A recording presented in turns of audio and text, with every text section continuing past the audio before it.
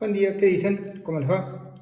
Empezamos la clase número 7, en donde vamos a ver los axiomas de congruencia. Vamos a empezar a estudiar este nuevo conjunto de axiomas para que se complementen con los axiomas que ya veníamos estudiando y completar lo que es una definición bastante completa de un plano geométrico. Al comienzo del curso, bueno, habíamos definido que un plano geométrico es un conjunto pi junto con una familia de subconjuntos del conjunto pi, una familia de subconjuntos que son las que van a ser las rectas. Y bueno, entonces esta familia de subconjuntos R de rectas tenía que satisfacer una lista de 3 axiomas de incidencia, y además de estos 3 axiomas de incidencia tenían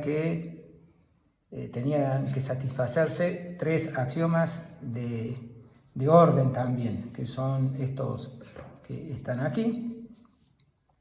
Bueno, y que les decía la vez pasada que, bueno, íbamos dejando abiertas las definiciones, íbamos dejando abiertas acá las definiciones porque van siguiendo, porque ahora verdaderamente un plano geométrico va a ser un conjunto pi junto con una familia de subconjuntos de R y luego un paquete que ya les voy a decir de qué para poder hablar de congruencia de figuras en el plano. Va a ser un poquito más, entonces quedaban abiertas estas definiciones, como que una definición que va llevando varias clases completarla. Así que bueno, ya teníamos casi más de la mitad, porque teníamos los axiomas de incidencia, los axiomas de orden, y hoy vamos a completar con los axiomas de congruencia. Bueno, los axiomas de incidencia y orden son básicamente los que describen ordenamiento de rectas y posibles cortes entre segmentos y rectas, ¿no es cierto? Hace falta el orden para poder hablar de segmentos. El axioma número 3 habla de la posibilidad de cortes entre segmentos y rectas. Y lo que ahora nos da ganas de hablar es de este tipo de preguntas. Por ejemplo, ¿cuándo vamos a decir que un segmento o un ángulo es más grande que otro? Es algo que hasta acá no existe ese concepto de que un ángulo o un segmento sea más grande. O vamos a poder decir qué es lo que es un ángulo recto, que voy a seguir hablando un rato. La definición de qué es un ángulo recto viene en los próximos videos, en las próximas clases. No la voy a contestar, así que les dejo de que piensen a ver cómo definirían qué es un ángulo recto en un espacio, en un plano geométrico arbitrario. Bueno, como les digo, los axiomas de congruencia además te permite hablar de cuándo dos figuras son iguales o congruentes. Vamos a usar el término congruentes para referirnos a figuras que son una figura fotocopia de la otra. El término que vamos a usar es congruentes, pero para poder hablar de congruencia justamente necesitamos decir cuáles son las reglas, las leyes que cumple esta propiedad de congruencia. Voy anunciando lo que viene, todavía es muy genérico lo que estoy diciendo. Bueno, también es típico de la geometría es decir si una figura dada tiene alguna simetría o no. Bueno, para todo este tipo de preguntas sirve los axiomas de congruencia, para que podamos hablar de esto con comodidad. Bueno, arranco un poquito dando respuestas así ilustrativas de lo que estamos hablando, pero bueno, esto es lo que queremos un poco definir cuáles van a ser las leyes que van a regir. Bueno, fíjense, miren, acá en cierto sentido ya a esta altura de algún modo podríamos hablar de cuándo un segmento es mayor que otro. Por ejemplo, en este dibujo el segmento naranja está contenido en el segmento verde. Así que ahí no hay dudas. En el momento en que un conjunto está contenido dentro de otro, bueno, no hay dudas que el que está adentro uno puede decir ese es más chico. Uno podría dar esa definición. Un conjunto es más chico que otro cuando está contenido. Bueno, lo mismo pasa acá con el ángulo verde. Ustedes ven que el ángulo verde, el sector angular verde, contiene al sector angular naranja. Entonces, en estas situaciones no hay dudas de que es un ángulo más grande que otro o un segmento más grande que otro. Pero si yo quisiera comparar el segmento verde o el naranja con este rojo, bueno, tengo un problema ahí, es como que no está ninguno contenido en el otro, realmente están en distintos lugares en el plano, entonces como que necesito poder compararlos, levantar un segmento y llevarlo al otro y poder compararlo. O lo mismo que pasa, por ejemplo, acá con el ángulo azul y rojo, que me pasa lo mismo, ¿no es cierto? No es muy fácil decir cómo los comparo cuando no tengo uno metido dentro del otro.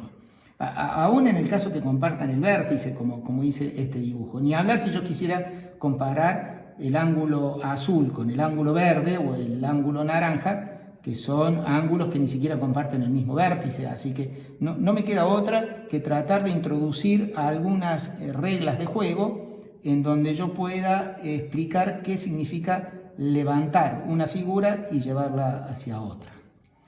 Bueno, acá tenemos también esta figura que hice acá, que es lo que es un cuadrilátero, que generalmente se llama romboide. Justamente se llama romboide porque tiene una simetría que no cualquier cuadrilátero la tiene, y que la simetría proviene de que si uno considera, ¿no es cierto?, esta recta que une estos dos vértices opuestos, bueno, resulta ser que este cuadrilátero, este romboide, queda dividido en dos triángulos y sucede que este triángulo uno lo ve que es igual, pero no es igual porque no es el mismo triángulo, pero sí uno ve que si yo levantara uno de las mitades del romboide, la levanto, la puedo llevar a la otra mitad del romboide, y eso es lo que uno dice, bueno, hay una simetría porque hay una mitad del romboide que es congruente a la otra mitad.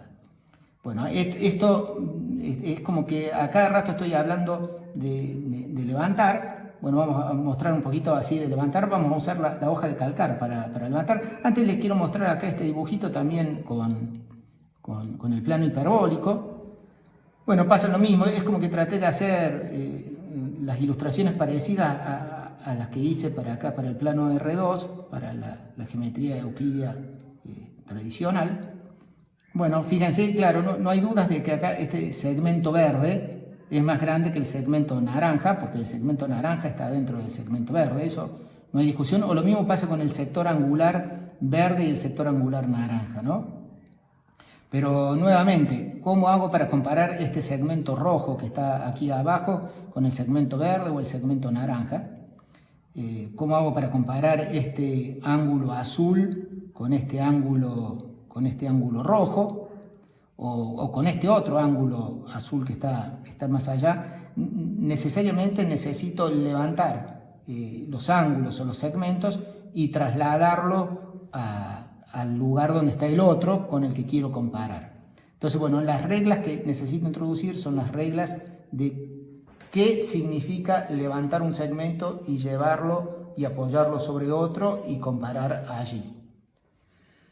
Bueno, lo que les decía, ¿no? Quiero mostrarles cómo uso la hoja de calcar para comparar el segmento rojo que teníamos acá y que les decía originalmente, para compararlos con el naranja o el verde, necesito llevar el rojo hacia el naranja o el verde para poder compararlos. Así que bueno, uso la hoja de calcar, que les recomiendo que la utilicen. Realmente ayuda mucho a comprender lo que se viene, porque tiene un nivel de abstracción lo que viene, que es un poquito superior a lo que venía, porque vamos a usar ciertas funciones, ciertas transformaciones que remedan la hoja de calcar. Todo lo que vamos a decir de ahora en adelante en esta clase está pensado en remedar la acción de qué es lo que se puede hacer con una hoja de calcar. Entonces quiero comparar el rojo con el naranja y el verde, lo levanto al rojo, acá ven ustedes que lo he levantado, y lo desplazo. Lo desplazo para colocarlo. Primero coloco el vértice, uno de los vértices del segmento que coincida. Ahí es como que coloqué el vértice, luego me acomodo para que me quede bien la recta que contiene el segmento. Y bueno, y termino confirmando de que el segmento rojo es congruente al naranja y por lo tanto más chico que el verde. ¿Y por qué el segmento rojo es más chico que el verde? Porque pude llevarlo al segmento rojo y colocarlo dentro del verde y si eso es lo que hace que sea más chico, que yo pueda levantar el segmento rojo y meterlo dentro del verde con la hoja de calcar. Bueno, lo mismo sucede acá. Hice también, por ejemplo, para comparar el ángulo rojo con el ángulo azul, calqué ahí el ángulo rojo, lo levanto y me voy a colocarlo al azul y termino viendo de que lucían parecidos, pero efectivamente no, es un poquito más grande el ángulo azul que el ángulo rojo. Nuevamente fue el sistema donde, ¿qué es lo que hago con la hoja de calcar? La levanto la hoja de calcar, bueno, pongo el vértice del ángulo en el vértice, hago coincidir uno de los lados y luego termino viendo que el otro lado no coincide y un lado queda en el interior del sector del otro ángulo. Así que, bueno, me quedo que el rojo es más chico que el azul. Y bueno, lo que les decía lo mismo, lo de la simetría, ¿no? Acá este romboide tiene una simetría porque le calco medio romboide, que es este triángulo, lo calco, lo levanto y lo trato de acomodar en el otro triángulo. Epa, no me ha coincidido ahí. Es que claro, es que en realidad no solo que se tiene que poder levantar la hoja de calcar y moverla como la moví yo, sino que también es posible girarla la hoja de calcar. Ahora sí, si la giro, ahora sí puedo coloco, bueno, como hacía medio antes, ¿no? Primero coloco un vértice, luego coloco uno de los lados para que me coincida uno de los lados y termino mirando si me coincide todo el triángulo y ahí veo que me coincidió. Bueno, esas son las reglas de calcado que quiero yo extraer. Quiero tratar de entender y hacer axiomas, darle un marco matemático a cómo es el tipo de movimientos y reglas que yo puedo hacer con una hoja de calcar. Tratando de hacer un poquito más de énfasis en lo que se refieren las reglas de las leyes de la hoja de calcar, fíjense, debo controlar esto también, porque acá estoy usando esta hoja de calcar que es un poquito más chica. También ahí ven, copio el segmento, ahí lo tengo copiado. Y entonces, bueno, quiero volver a comparar con el segmento naranja o el segmento verde. Entonces ahí la he levantado a la hoja. Y bueno, y entonces ahora la voy a trasladar al segmento y termino viendo que el segmento rojo me quedó más grande que el segmento naranja original, ¿no? Se me ha despintado un poquito, pero vuelvo a rescatar lo que estaba pintado. Ahí repinté lo que estaba pintado y termino viendo de que lo que antes había hecho con la otra hoja de calcar, que había visto que el segmento rojo era igual, era congruente al anaranjado, ahora con esta hoja de calcar que es media ordinaria, más nylon, lo calqué, lo estiré, podríamos decir en una de esas que lo hice sin que ustedes se den cuenta, que lo estiré y les terminé mostrando que el segmento rojo es más largo que el naranja, cuando con la otra hoja de calcar no era así. Entonces, bueno, ahí pasa a notarse un poco más la importancia de establecer leyes claras de qué es lo que vos podés hacer con una hoja de calcar, de modo tal que me prohíban de que yo agarre la hoja de calcar, la levante, la estire y la vuelva a poner para declarar segmentos o ángulos congruentes que no lo son, o declarar segmentos que uno es más grande que otro cuando no lo son. Entonces, bueno, es muy importante establecer bien las leyes. Bueno, así que completando la definición de qué es lo que es un plano geométrico, decimos que tenemos un plano geométrico cuando decimos que tenemos un plano geométrico cuando tenemos copiada la definición que habíamos dado en la clase 2, la hemos copiado acá, arranca igual, cuando tenemos un conjunto pi y una familia de subconjuntos que se llama R, que cumplen los axiomas I1, I2 y 3, los axiomas O1, O2 o 3, y acá esta línea de puntos significa, como les decía en las clases pasadas, que esta definición viene creciendo desde hace varias clases. Bueno, y además hay que tener una familia de biyecciones del plano. Biyecciones que se van a llamar transformaciones o movimientos permitidos. Van a ser las transformaciones o movimientos permitidos que por sus características van a ser rígidos para que no haga la trampa que había hecho con el nylon de estirarlo.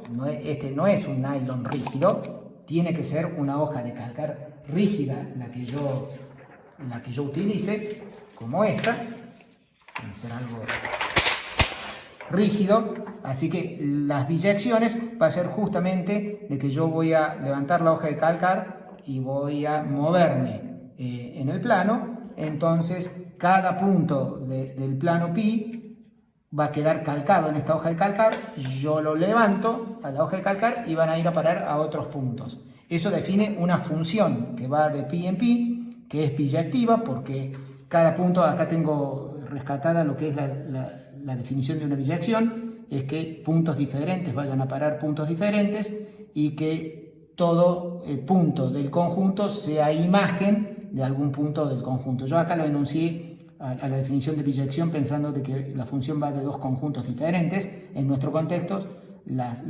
biyecciones que estamos considerando van del plano pi en sí mismo, ¿no?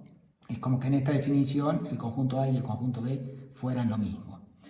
Bueno, y entonces para que digamos tengo un plano geométrico, lo que yo voy a tener que tener es venir con una valija que tiene mi conjunto pi, mi familia de rectas, que son ciertos subconjuntos de pi, y voy a tener que agregar a esa valija un paquete, una bolsa, con ciertas biyecciones, que son las que están permitidas, que van a ser las que van a servir para declarar congruencia. Por eso estos axiomas se llaman los axiomas de congruencia.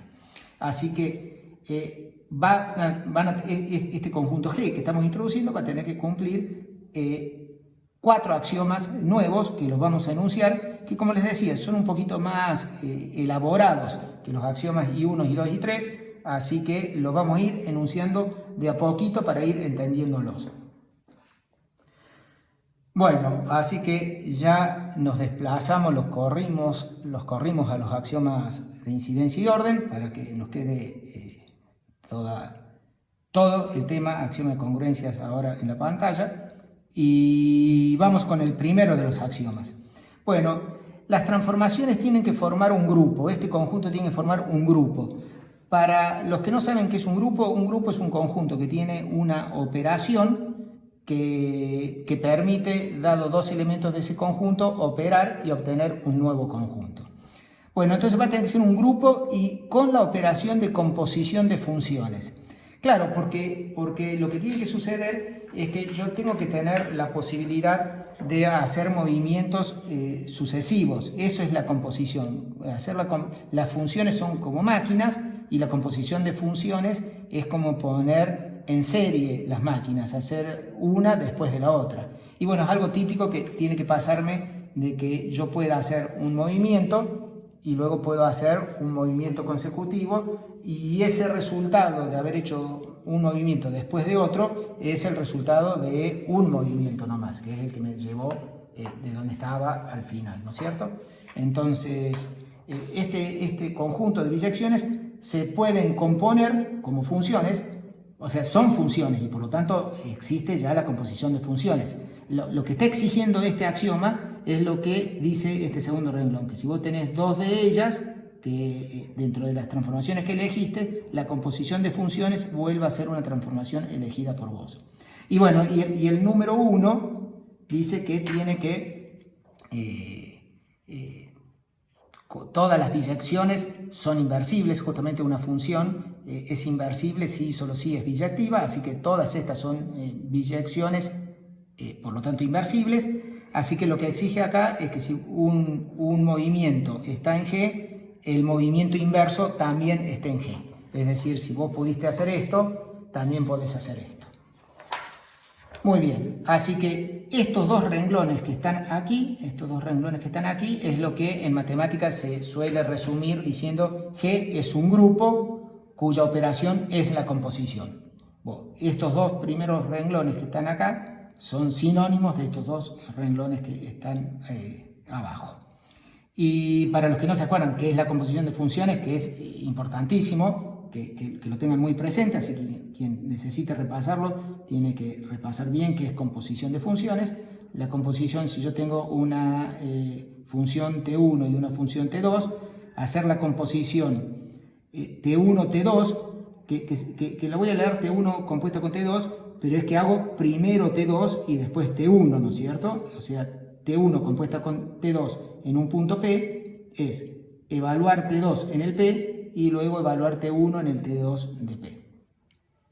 Muy bien, este es el primer axioma. El primer axioma dice que la valijita de funciones biyectivas que traigo tiene que ser cerrado por la composición y ser cerrado por tomar inversas.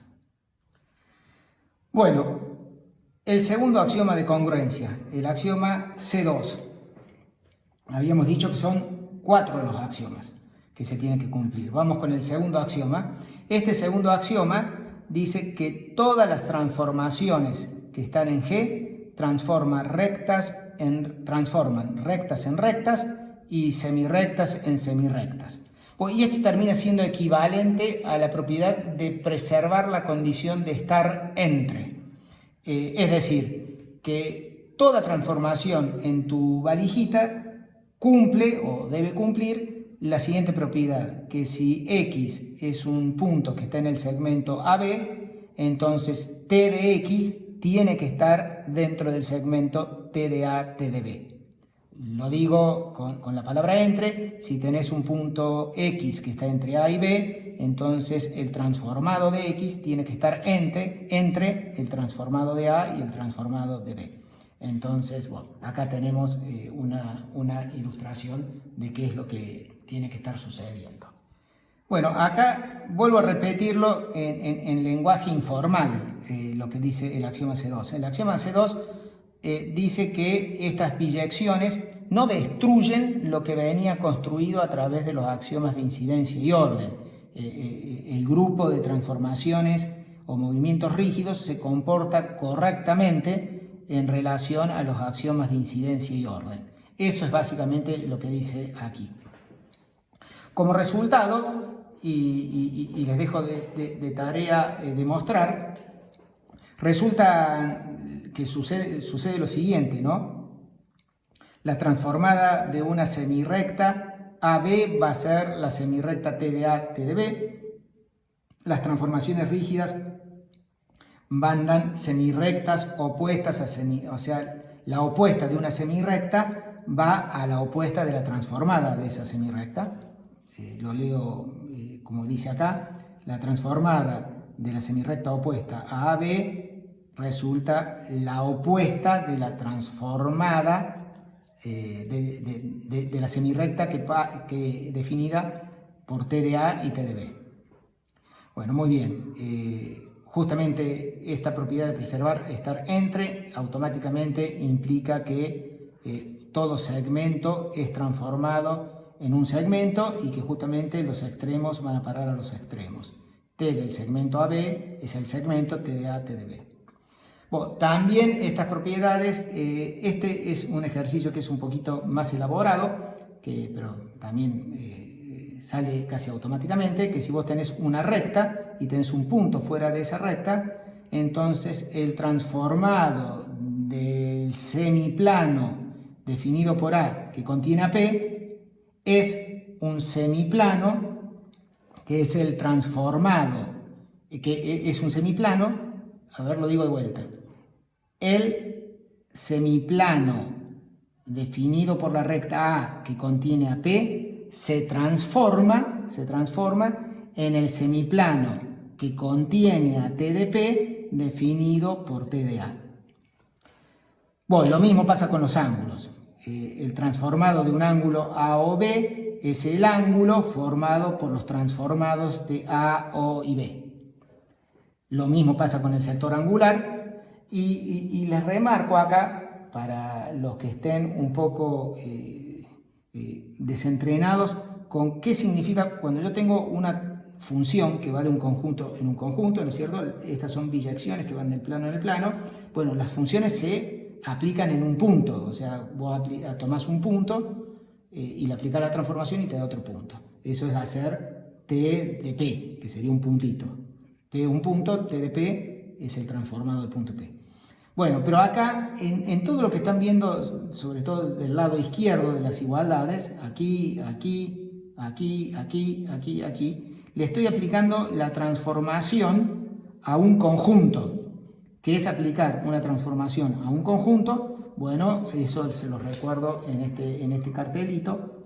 Recordar que si vos tenés un subconjunto de pi, entonces vamos a denotar t evaluado, no es evaluado, es transformando a, o sea, esto es el transformado de a por la función t, o el movimiento t, o la transformación t. T de a es el conjunto de todos los y en pi, que son el resultado de hacer t de x con x un punto de a. Bueno, esta es la definición de qué es lo que es hacer t de un conjunto, t de un conjunto. Como les dije hace un ratito, les dejo de tarea, de ejercicio, que comprueben todas estas igualdades. Yo justamente quiero cerrar este video demostrando una de ellas. Elijo esta para hacer, que es probar de que el transformado de un semiplano es el semiplano determinado por la transformada de la recta y el transformado del punto. Bueno, hagamos ese. Bueno, a ver, corro esto para aquí, así estamos más cómodos. Entonces tengo la recta A y un punto que no pertenece a A. Lo transformo, bueno, tomo el transformado de A, que va a ser un conjunto. El conjunto transformado de A es un conjunto que llamo B. Y según dice este axioma, T transforma rectas en rectas, así que B es recta porque es el conjunto transformado de una recta. Así que ya sé que esto es una recta.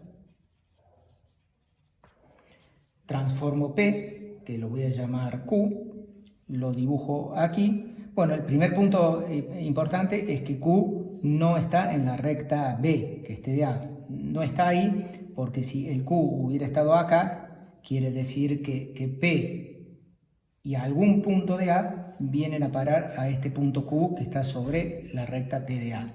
Y eso contradice que las transformaciones lineales, las transformaciones rígidas, son inyectivas. Eso lo contradice porque está viniendo este punto P que no está en A y uno de A, están ambos viniendo a parar al mismo punto, eso está prohibido. Así que con eso estoy seguro de que Q no pertenece a B. Bueno, entonces ahora voy a probar todavía más que esto. Lo que vamos a probar ahora es que los puntos. Vamos a probar que si X está en A sub P, del lado de P, entonces T de X pertenece a B sub Q. Que B sub Q estaría siendo T de A sub T de P, ¿no? Vamos a probar eso. Y vamos a probar también que si X pertenece al semiplano opuesto, al que está P, entonces T de X pertenece a BQ opuesto. Bueno, voy a arrancar 1 y 2. Arranquemos por 2, porque es ligeramente más fácil en este caso, la demostración que yo voy a hacer me resulta a mí más fácil empezar por 2. Entonces tomo X que está en A sub P opuesto.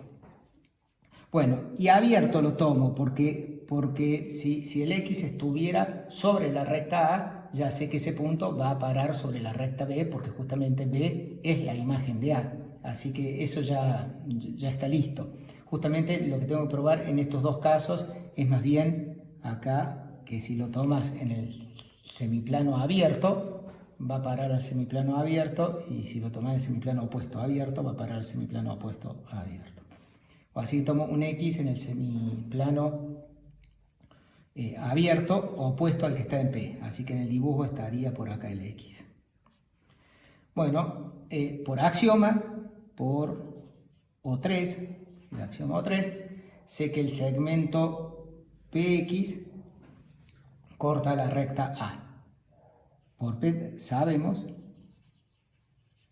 que hay un A que está en la recta A, intersección el segmento XP. En otras palabras, A está entre X y P. Ahora voy y leo lo que dice acá. Acá dice que si vos tenés un punto que está entre A y B, entre dos puntos, el transformado está entre el transformado de A y el transformado de B.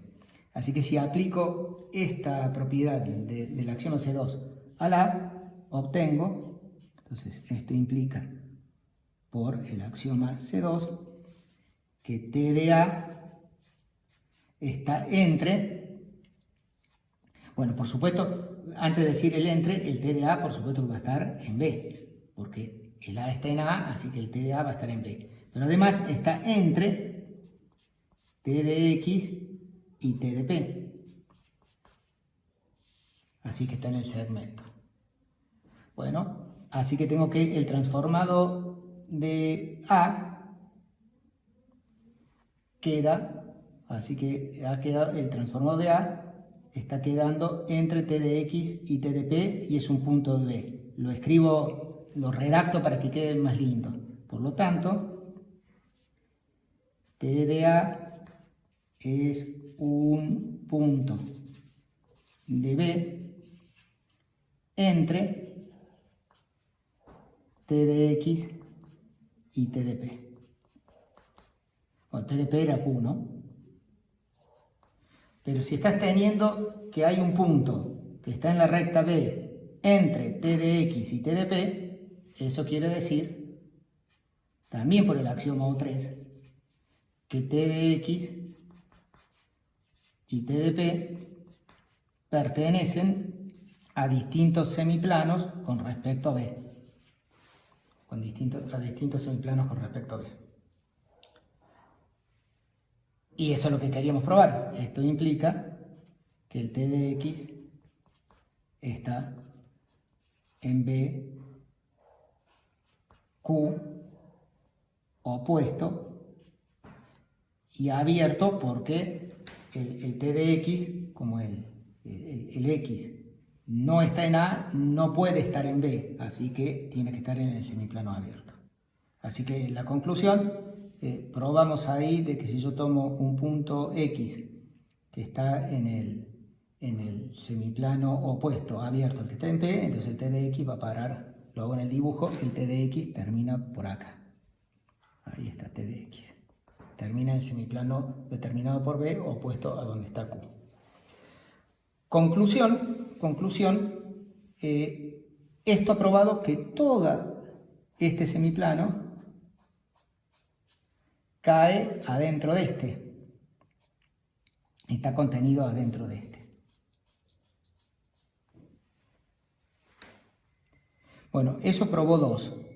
Ahora si yo repito el mismo argumento que hice acá con la inversa de t, repitiendo